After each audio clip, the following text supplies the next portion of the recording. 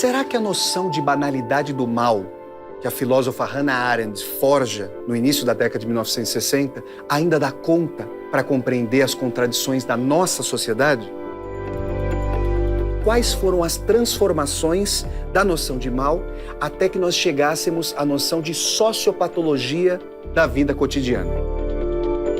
Freud escreveu um trabalho interessantíssimo sobre aqueles que fracassam ao triunfar. Que Dostoiévski muitas vezes é tido como um projetista do futuro, uma projetista da história. O Kafka, ele fala do mal-estar, mas ele desloca o mal-estar.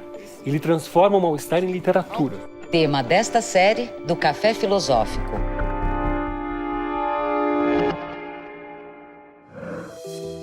Freud trouxe ao mundo novas percepções das patologias da mente e de sua íntima relação com as normas vigentes em cada sociedade. Noções freudianas como narcisismo das pequenas diferenças, pulsão de morte e outros estudos revelam muito sobre o instinto humano de agressão e destrutividade. A existência da inclinação para a agressão, que podemos detectar em nós mesmos e supor com justiça que ela está presente nos outros, constitui o fator que perturba nossos relacionamentos com o nosso próximo e força a civilização a um tão elevado dispêndio de energia. Em consequência dessa mútua hostilidade primária dos seres humanos, a sociedade civilizada se vê permanentemente ameaçada de desintegração. A teoria freudiana diagnosticou o mal-estar na modernidade, evidenciando seus impasses.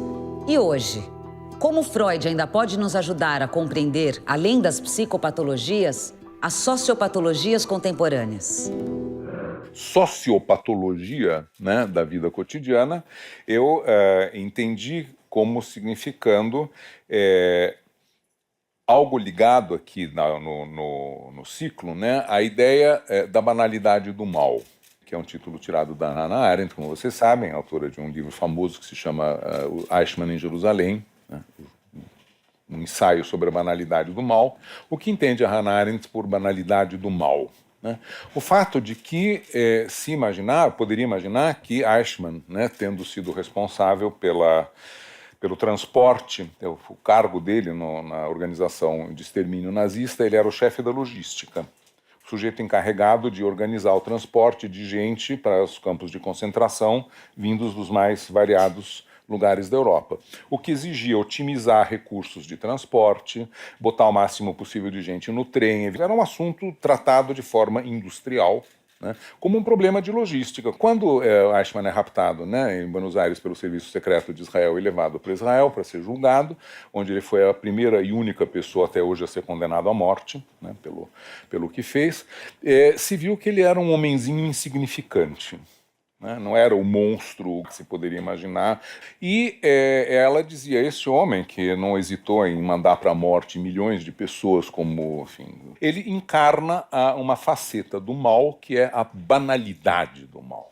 Né? Não é necessário você fazer grandes demonstrações de crueldade, bombardeios, fogueiras, eu sei lá. Né? O mal é alguma coisa banal da vida cotidiana, em última análise. Bom, que teria isso a ver, então, com a sociopatologia, né?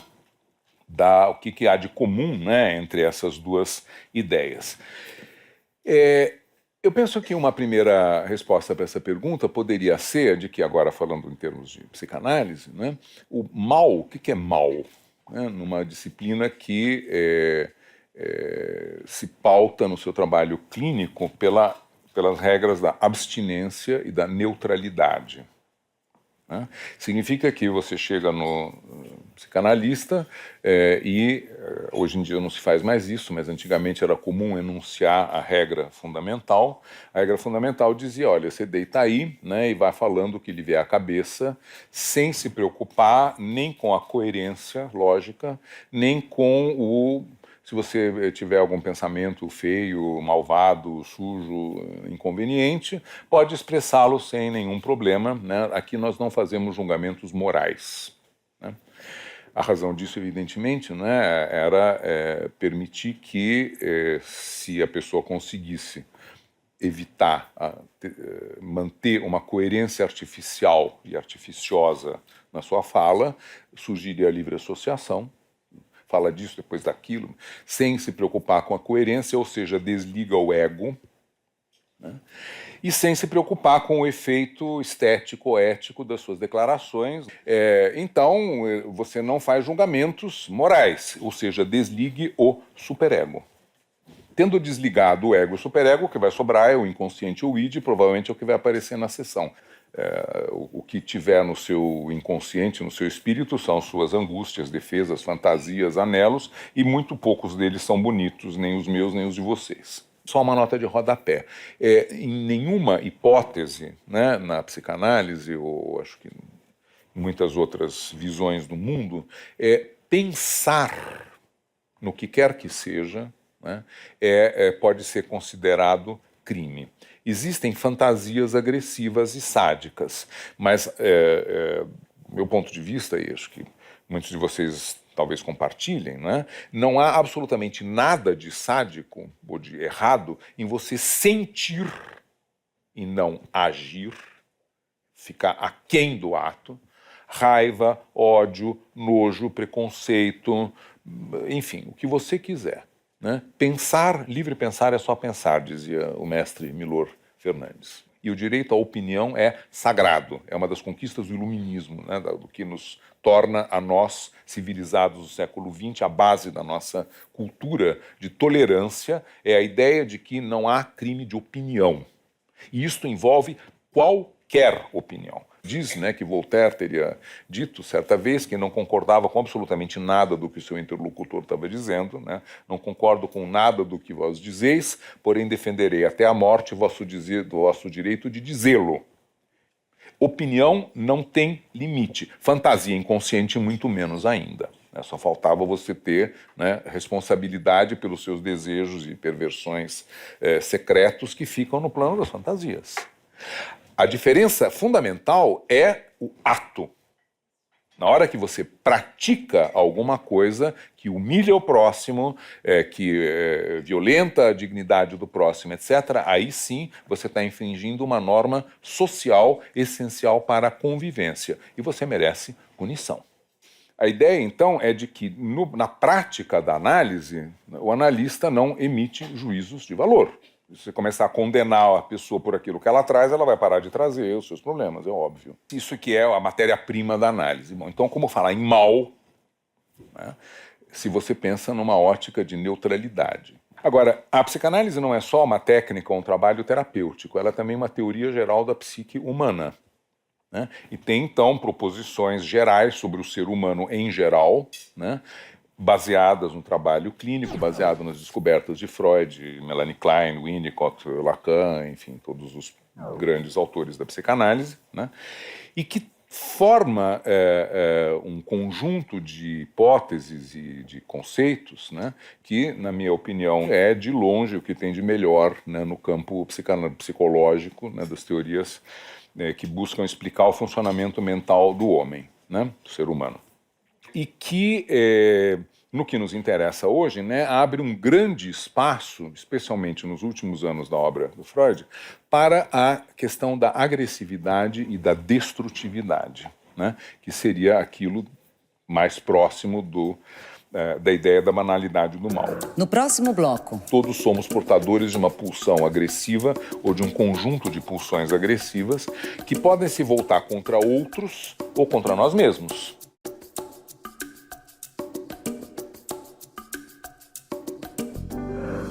É no divã do analista, livre de julgamentos, que as fantasias de crueldade, os desejos perversos, enfim, a parte obscura da natureza humana pode vir à luz.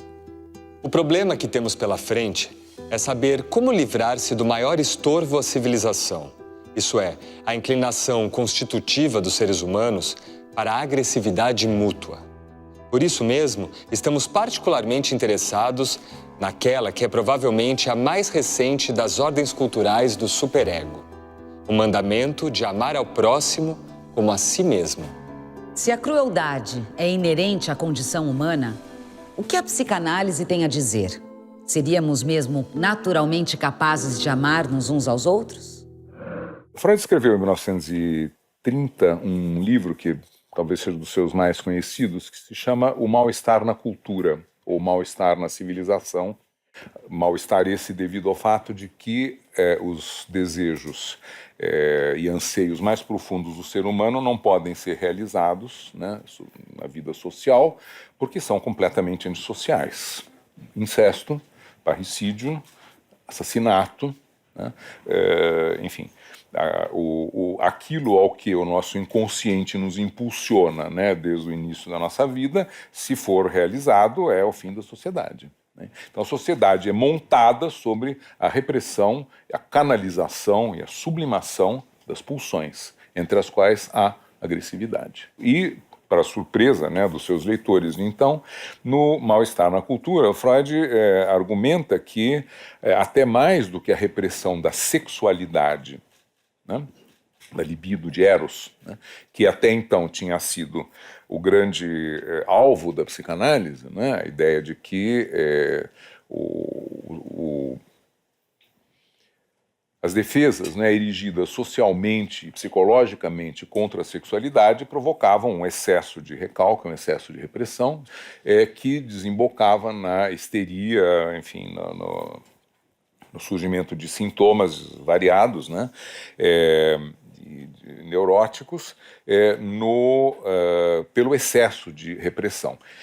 No final dos anos 20, sobretudo depois da Primeira Guerra Mundial, que foi uma eclosão de barbárie sem tamanho, né, na Europa, mortandade sem tamanho, destruição dos valores da civilização, bombardeio, guerra química, mas, claro, não estou dizendo que a Segunda Guerra não foi violenta, claro que foi sangrenta e cruel, óbvio, né? Mas não foi tão chocante quanto a primeira, porque a primeira ocorreu no meio da Belle Époque, né? O apogeu, a graça, a alegria de viver da Europa dominando o mundo, e o resultado foi o que foi, né? Isso influenciou, sem dúvida, os psicanalistas, né, e Freud em particular, para prestar mais atenção na destrutividade, na agressividade, né, que até então não tinha sido muito considerada pela psicanálise, não, relativamente não tanto quanto a sexualidade, que era o seu tema principal, né?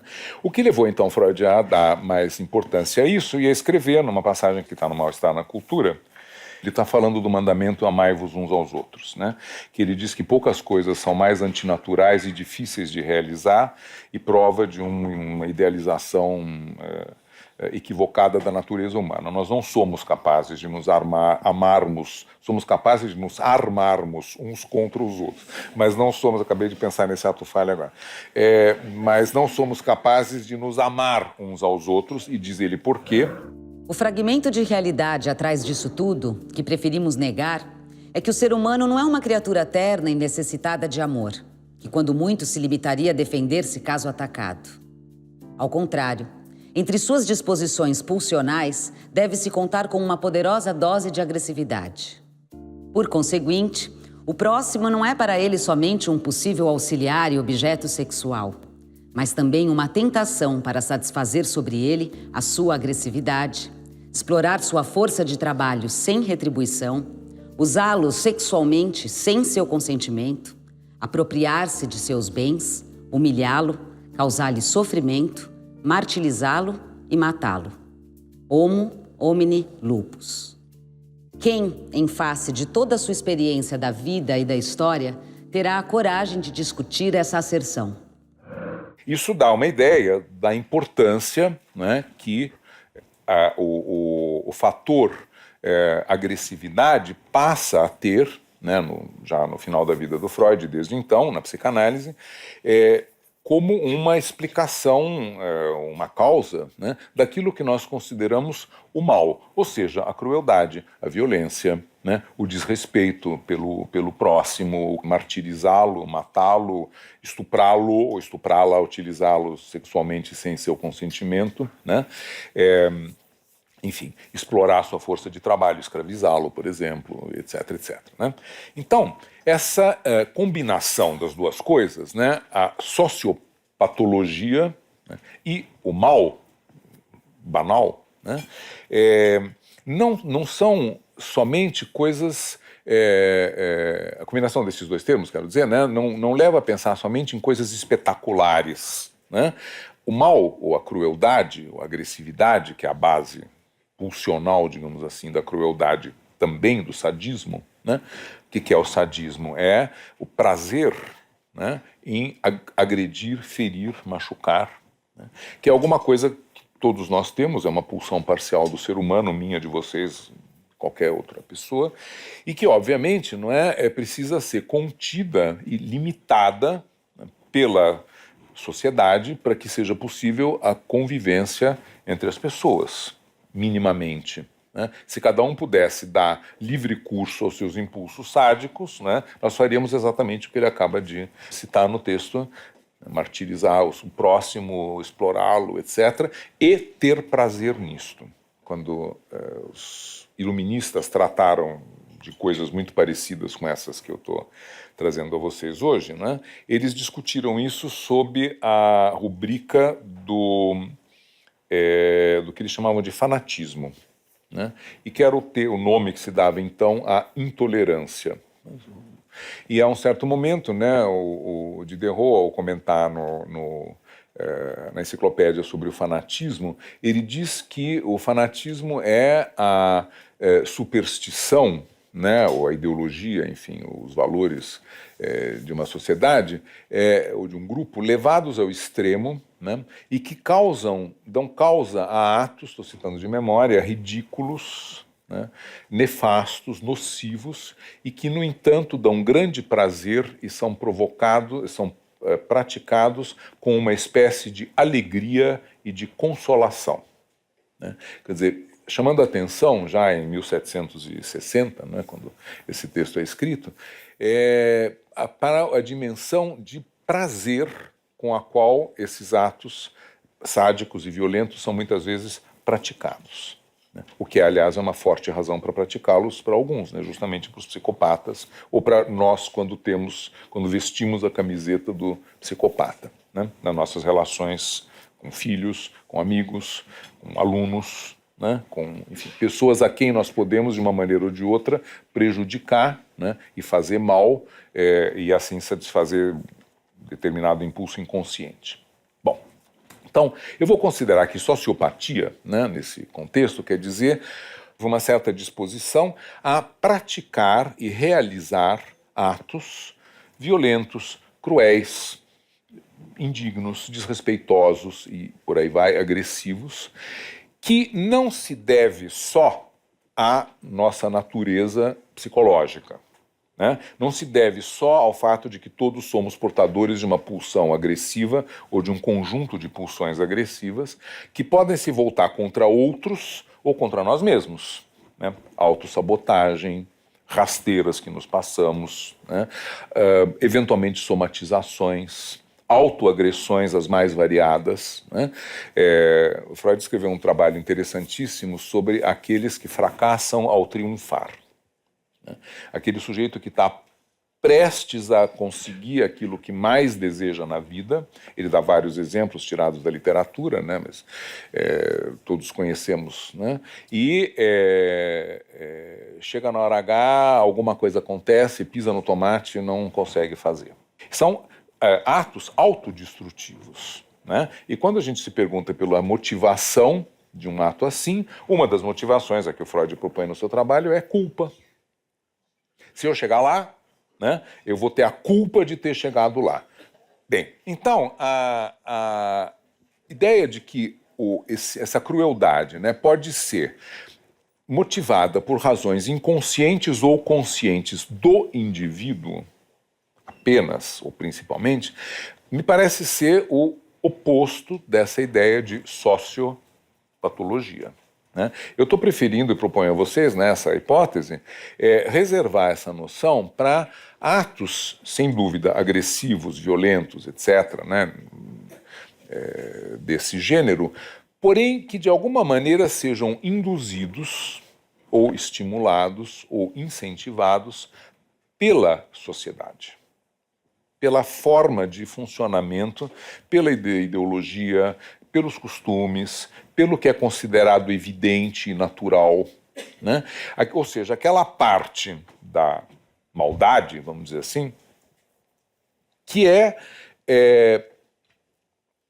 estimulada no indivíduo, porque ao praticar esses atos, de alguma maneira ele ou ela está se conformando a uma regra social, a uma norma social, explícita ou implícita. No próximo bloco. Sociedades induzem, sim, né, pessoas a praticar atos que, de acordo com as normas de outras sociedades, por exemplo, as nossas atuais, né, soam absolutamente bárbaras.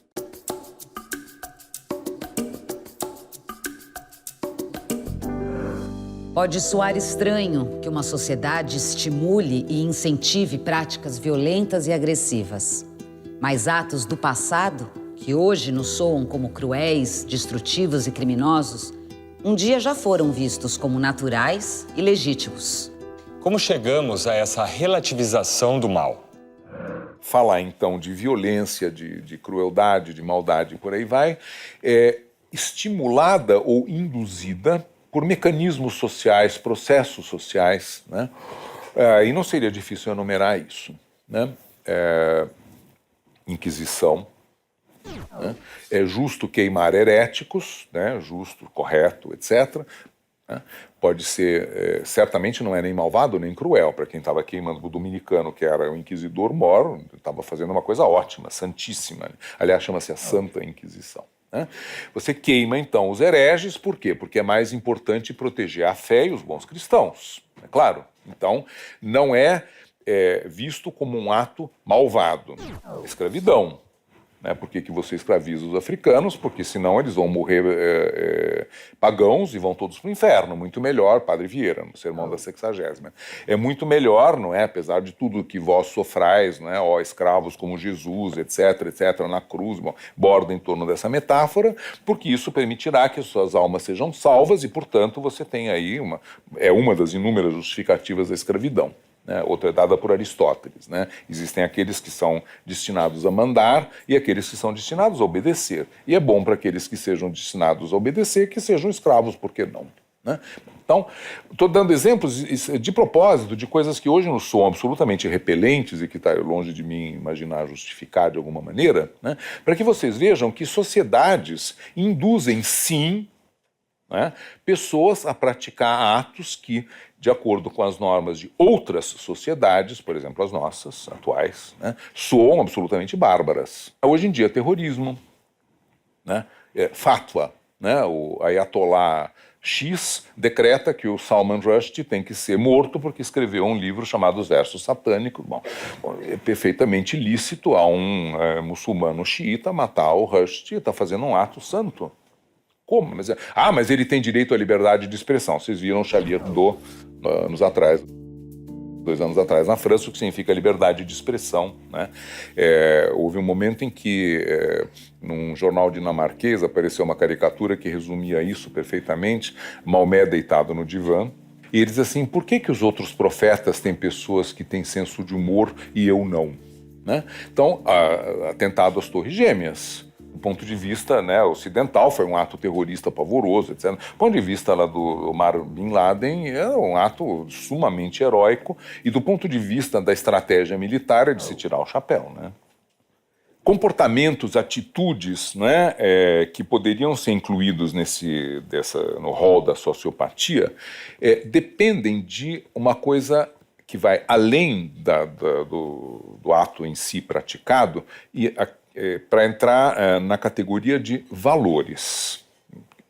Essa ideia de que determinados atos cruéis, né, vamos chamar assim de maneira genérica, podem ser incentivados pela sociedade, né, e que ao fazer isso, essa sociedade os legitima, porque são sensatos, né, dotados de sentido, dentro do seu código de valores, é uma ideia que não pode ser levada a últimos extremos, né, porque senão eu diria que a segregação racial, por exemplo, dos Estados Unidos, que foi a prática, né, muito bem, eles tinham esses valores e assim ficava, né, a mesma coisa em relação aos outros horrores que eu mencionei, né, terrorismo, escravidão, sei lá, Inquisição e etc. Né. É necessário, sem que a gente caia num anacronismo ingênuo, né? Como está se fazendo hoje em relação ao Monteiro Lobato. A proibição do Monteiro Lobato, que é apenas o Andersen brasileiro, um inventor da literatura juvenil, infanto-juvenil brasileira, porque ele seria racista, ecologicamente incorreto, etc. Então o sujeito fica impedido de ler a história da Narizinho, porque a tia Anastácia foi escrava da Dona Benta. E o que mais ela poderia ter sido se nasceu em 1870 e a história é escrita em 1920? Bom, o que importa é como a tia Anastácia é tratada pela Dona Benta. Né? E vocês podem, claro, existem ali expressões que em 1920 eram consideradas não ofensivas ou, enfim, eram toleradas, etc., né? Em relação a pessoas que até 40 anos atrás eram vendidas em praça pública, bom, e que em 1920 não eram mais vendidas em praça pública. Então, esse é um exemplo de como a gente pode entender, de propósito sendo veemente, né, erradamente, a noção de que qualquer valor de qualquer sociedade pode ser aprovado porque era um valor daquela sociedade. Por outro lado, é ridículo imaginar que as sociedades do passado, especialmente as sociedades anteriores ao século XIX, né, e ao regime burguês de liberdades e de uma vida interior, que é o início da nossa, né, possam ser avaliados pelos nossos parâmetros. Porque isso significa simplesmente que nós nos tomamos pelos píncaros da civilização, né? Faz parte, né, da nossa ideologia hoje nos considerarmos o topo da civilização. Estamos exatamente na mesma situação dos europeus pré-Primeira Guerra Mundial. Né? Nós chegamos, na nossa época, ao máximo do que é possível o ser humano chegar.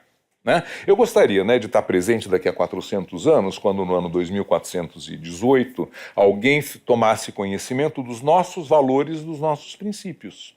Nossos valores são os nossos valores. Sem dúvida. E, na minha maneira de ver, sendo um membro desta sociedade, né, eu julgo que são valores preferíveis àqueles que levaram à Inquisição, à escravidão, etc., etc., etc., a tortura, né, para obter informação. Não é? Por quê? Porque há uma luta civilizatória, né, que começa para nós com o iluminismo, né, e que vai colocar a ideia de tolerância, né, como um fundamento da vida civil e da vida psicológica. Por que fundamento da vida civil? Voltaire e a tolerância.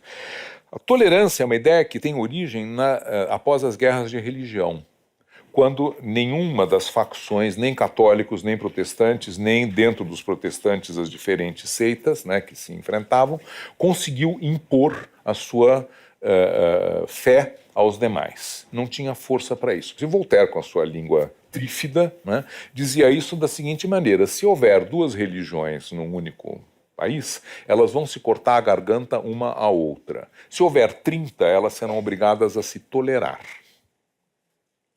Aceitarem que nenhuma pode mandar e impor às outras.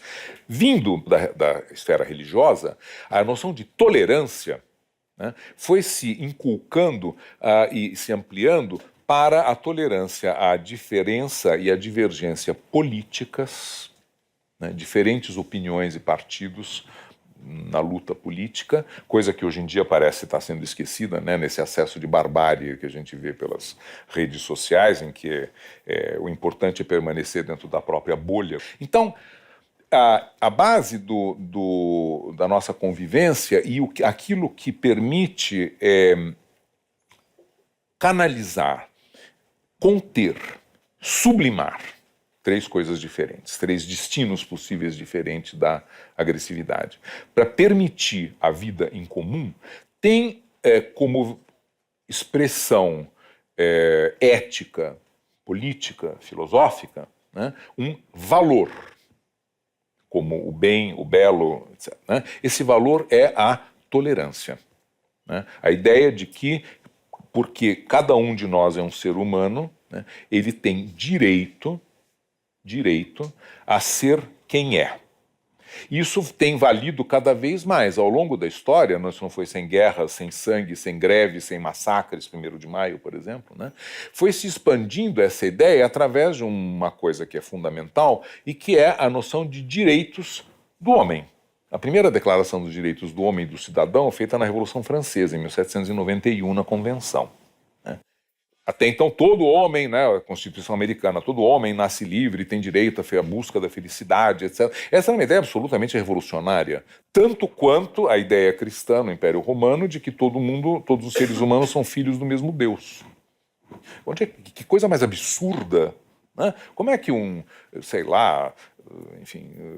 escravo germano, bárbaro, que come carne crua e se pinta de azul, é filho do mesmo Deus que eu, um nobre romano? Bom, pois é, o cristianismo trouxe essa mensagem e acabou com o Império Romano, né?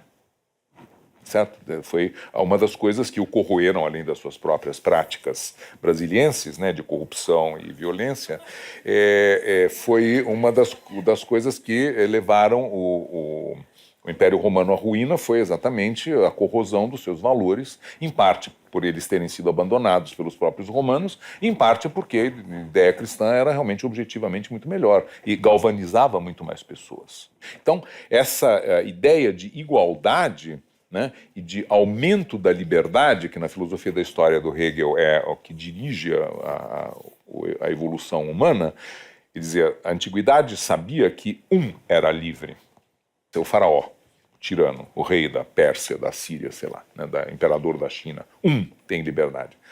Com a polis grega, a República Romana, a Idade Média, etc., né, se descobriu que alguns eram livres. Os nobres, os patrícios, etc. Né? Qual é a evolução da história rumo ao Estado constitucional moderno do tempo dele, em 1830? A ideia de que todos são ou podem ser livres. Livres do quê? Da agressividade do outro, é óbvio. Né? Da imposição pelo outro, dos desejos desse outro, que pode me martirizar, matar, me tornar objeto sexual sem meu consentimento, etc. Nesse sentido, a agressividade é um elemento que é ineliminável da psique humana, né? Não existe ser humano que não seja dotado de uma boa dose de agressividade, etc., etc., né? Mas ela não pode ser exercida ou exercitada sem teias. E toda a sociedade tem que criar teias, limites, né? Formas de canalizar essa agressividade, seja para fins socialmente úteis, e aí cabem práticas que nós chamaríamos hoje de sociopáticas, como as que eu mencionei, né? Um senhor que castiga o escravo porque ele tentou fugir, está no seu direito de castigar o escravo, porque o escravo não tem direito de fugir. Tá? É ele rompendo a lei. Né? Então, se ele rompeu a lei, deve ser punido, e se morrer nessa, azar dele. Paciência, eu vou ter prejuízo, porque o meu escravo, que é uma propriedade, não vou mais poder explorá-lo. Certo? Então, eu vou limitar o número de chibatadas que o indivíduo vai receber, não porque o considere um ser humano igual a mim, porque ele não é isto, ele é uma mercadoria semovente, né? Definição do Código Civil do Império, né? Mas é uma propriedade semovente, né? Mas porque eu não quero ter prejuízo de matar alguém que eu possa continuar a explorar. Bom, tudo nessas sentenças é abominável do nosso ponto de vista de hoje. E, no entanto, durante séculos foi assim em muitas sociedades onde essa instituição existiu. Então, nós não podemos evitar um olhar crítico e avaliador sobre práticas sociais induzidas e estimuladas pelos valores de sociedades que nos precederam. Né? Não podemos evitar avaliá-las à luz dos nossos valores. Né? E, nesse sentido, aí eu divirjo de alguns, né? Não condená-los como bárbaros. Eles simplesmente faziam o que era lícito e legítimo fazer no seu tempo e no seu lugar. Exatamente como nós fazemos o que é lícito fazer no nosso tempo e no nosso lugar. E que provavelmente parecerá tão abominável ou ridículo aos que nos seguirem daqui a alguns séculos, quanto a recíproca nossa em relação ao passado. No próximo bloco. A agressividade, como a sexualidade, aliás, ela se manifesta em moldes sociais.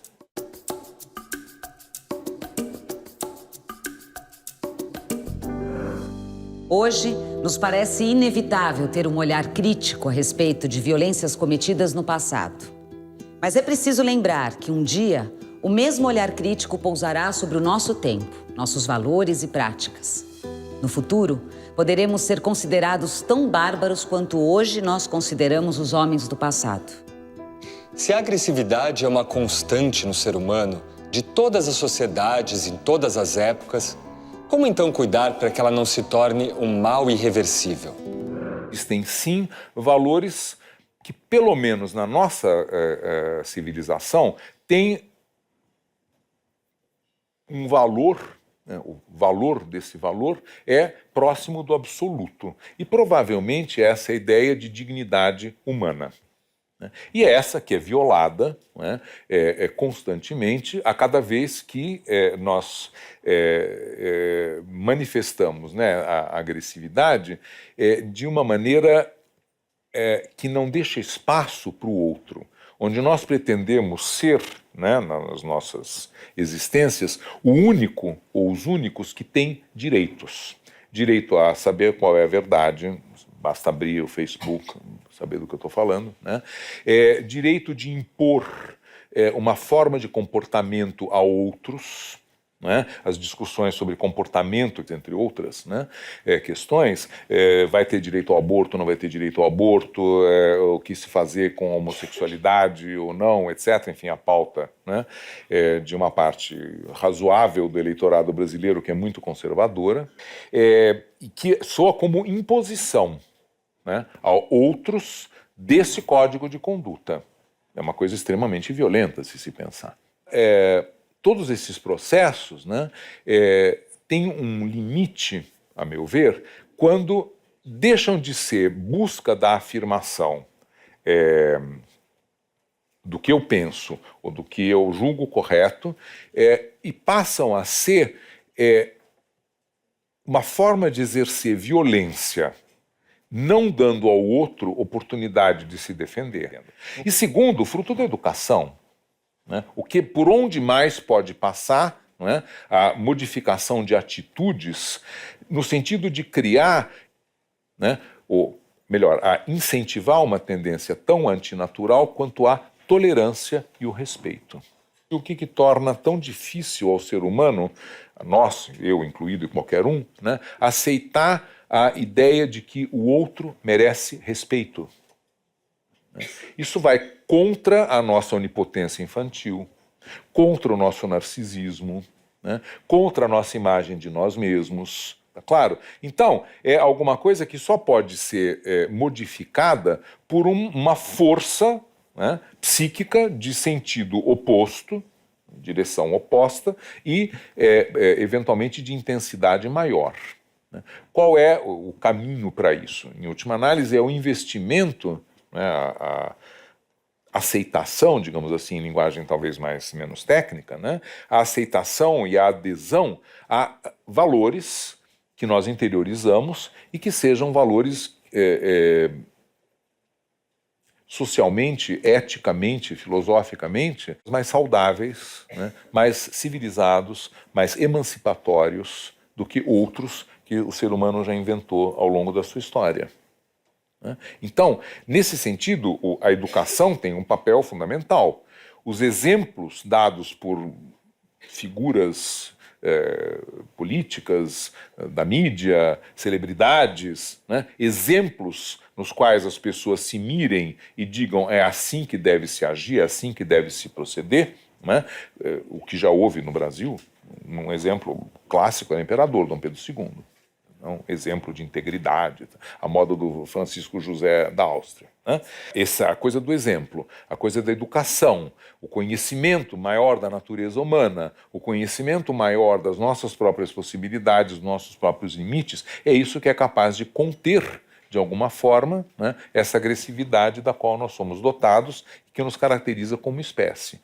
Outra coisa, a possibilidade de sublimação disso, canalização e sublimação. A mais evidente na sociedade atual é o esporte, né? Para onde você canaliza a agressividade de maneira regrada, né? Para o esporte. Existe essa capacidade de nos projetarmos, né? E sofrermos lá com a derrota, com a vitória, etc. e tal. Porque o que está em jogo é muito mais do que quem vai marcar o gol, quem não vai marcar o gol. O que está em jogo é a nossa autoimagem. Então, nesse sentido, a sublimação da agressividade, estimulada pelo esporte, pelas competições, pelos torneios, pelos concursos e etc., é uma excelente forma civilizada de permitir que esses impulsos sejam canalizados e terminem, de alguma maneira, né, sendo atuados dentro de limites toleráveis e aceitáveis. É muito melhor você comemorar um gol, sei lá, do seu time, né? Ou dar checkmate no xadrez, ou, enfim, seja lá o que for, fazer match point no tênis, do que matar, ou chicotear, ou humilhar, ou estuprar outro ser humano.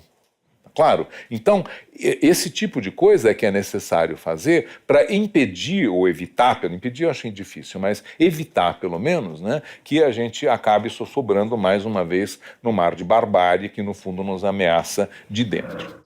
O que a democratização da internet e a possibilidade de qualquer um se manifestar sobre qualquer assunto tem a dizer sobre a agressividade da vida contemporânea? Muito. Muito. A agressividade, como a sexualidade, aliás, né, ela se manifesta em moldes sociais. Né? Desde o que é considerado desejável, padrão de beleza, né? Basta um museu na Europa e ver os quadros do Rubens para ver que o que era considerado uma mulher bonita, das inúmeras mulheres nuas que ele pintou, era um corpo muito mais rechonchudo, né, do que é hoje em dia. Então, do modelo de beleza feminina, as formas aceitas da sexualidade, Oscar Wilde foi condenado à cadeia porque era homossexual, ele foi condenado por sodomia. Né? Freud fazia parte de uma liga na época progressista, contra a criminalização, a favor da descriminalização da homossexualidade, né, que era capitulada no Código Penal alemão e austríaco, né, como crime contra o pudor, né, exatamente como na Inglaterra. Nessa perspectiva, fenômenos como os que hoje são a competição, a intolerância nas redes sociais, o consumismo excessivo, são, eu chamaria, formas contemporâneas, né, daquilo que 100 anos atrás tinha outras formas, e 500 anos atrás tinha outras formas, e 2.500 anos atrás tinha outras formas. Né? Eu não vejo nenhuma particularidade, assim, especialmente nociva, negativa, etc., nesses fenômenos que nos atormentam hoje, a não ser o fato de que nos atormentam hoje. Tá certo? Alguém já disse que cada época, se a gente quiser usar essa noção de mal-estar, tem a sua própria forma, sua própria variação do mal-estar. Né? Mal-estar algum haverá sempre, porque as pulsões não podem se satisfazer impunemente do jeito que eu quero. Né? Por mais que eu queira fazer aquilo que os meus impulsos me levariam, se eu pudesse fazer, né? Eu não vou fazer. E por quê? Por várias razões. Em parte por medo. Eu não sou a favor de nenhum tipo de censura para nenhuma opinião, inclusive nazistas, inclusive racistas, inclusive sejam quais forem, enquanto forem opiniões. O que é bom para Voltaire é bom para Renato Mezan. Né? Então, não concordo com uma palavra do que você diz, porém defenderei até a morte o seu direito de dizê-la. E isto vale principalmente para opiniões que eu abomino, né? E que eu não quero, não gosto. Né? Então, a única solução para o problema da imprensa é adotada pelos Estados Unidos. Não há. Não sei, acho que é a quinta emenda, a primeira emenda, não me lembro qual das primeiras emendas, ainda no tempo do Benjamin Franklin. Não haverá censura de espécie alguma sobre coisíssima nenhuma opinião, por mais sediciosa que seja. Ou há liberdade total e completa de expressão, inclusive, não é, daquilo que me desagrada, né, dentro dos limites da lei, e até mesmo além dos limites da lei, porque os limites da lei existem muitas vezes para serem, não vou dizer transgredidos, porque isso seria equivocado, é uma falsa mensagem, mas os limites da lei existem para que a gente reflita sobre eles e eventualmente os modifique. né? Senão ainda estaríamos, né, se não fosse a Lei Áurea, que transgrediu os limites da lei, ainda estaríamos comprando e vendendo gente no mercado, né? E se não fosse, sei lá, o voto concedido às mulheres, a lei proibia as mulheres de votarem. Então as leis evoluem, elas têm que acompanhar a evolução dos costumes e mais cedo ou mais tarde deverão ser modificadas para corresponderem ao seu objetivo de regular o comportamento das pessoas. Ou elas vão se tornar anacrônicas e aí sim motivo de fraude generalizada, o que é muito menos desejável do que modificá-las se e quando isso for necessário. Essa é a minha opinião. Então, nesse sentido, né, se há violência pela internet, etc., ela deve ser diferente das fake news. Isso é diferente, eu acho. Mas pregação de opiniões, as mais radicais, elas vão expor mais cedo ou mais tarde os seus autores ao ridículo, é isso que eu acho. Né? Alguém que posta as barbaridades que a gente tem visto por aí, que aparecem, essas pessoas devem ser criticadas, devem ser execradas por outras que postam coisas diferentes, né? Mas elas não devem ser impedidas de manifestar a sua opinião em hipótese alguma e sob motivo nenhum. É isso que eu penso. Né? Deve haver, sim, limites eventuais à tolerância. Essa é uma questão muito complicada. Um caso que foi comunicado no Fronteiras do Pensamento, anos atrás, por uma mulher absolutamente admirável. Essa mulher é uma refugiada somali, que foi viver na Holanda, onde ela se tornou deputada, etc., representante das minorias, seja muçulmanas, seja de mulheres, e mais ainda das mulheres muçulmanas, espancadas e discriminadas pelos seus maridos. Ela veio ao Brasil, né, enfim, fazer uma conferência e contou em que, em resumo, havia um grupo de irmãos, de crianças somalis, que estavam muito mal cuidadas pelo seu pai. A mãe morreu e o pai não conseguia dar conta dessas crianças. Elas vão então para um abrigo, né, infantil na Holanda, onde eles vivem, e nesse abrigo infantil eles são avisados de que ou eles se comportam de maneira civilizada ou eles vão ser discriminados. Não pode bater nos outros, não pode cuspir na mesa, tem que participar das atividades, etc. Ou vocês ficam pequenos holandeses, sendo também somalis, ou vocês não vão ter como se virar neste país.